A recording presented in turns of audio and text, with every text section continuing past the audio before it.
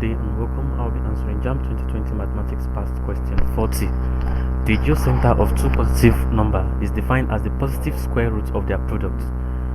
If the geocenter of 5 and x is 9, what is the value of x?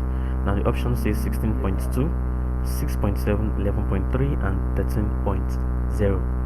Now it is said that the geocenter of two positive values, let's assume we have x and y, and the geocenter of these two positive numbers is given as the positive square root of their product xy.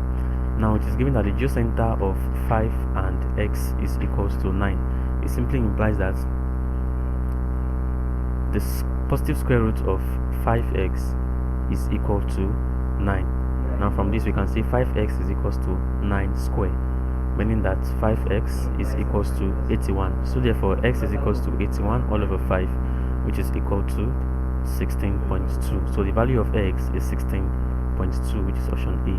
Thank you, and make sure to subscribe to the channel for more videos on past questions.